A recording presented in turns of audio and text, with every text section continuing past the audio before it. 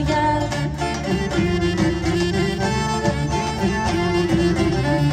Όλα τα κόριτσα τα διά, τα γελιά μην τα καθούν. Δεν είπες ευχαριστώ στο Δημάρχο.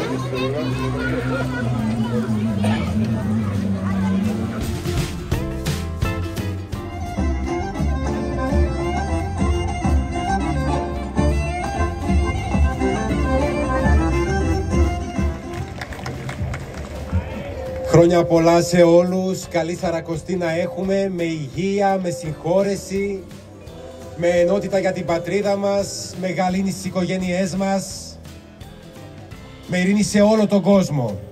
Χαιρόμαστε, σήμερα έχουμε σύμμαχο και τον καιρό, στο υπέροχο Καρατάσιου, το πρώην στρατόπεδο και νυν ελεύθερο χώρο που διεκδικούμε από την αρχή της διοίκησης να αποδοθεί στους πολίτες, στους δημότες του Δήμου Παύλου Μελά. Αυτή είναι η επιθυμία μας, δεν είναι μόνο ευχή, θέλουμε να το δούμε να γίνεται πραγματικότητα.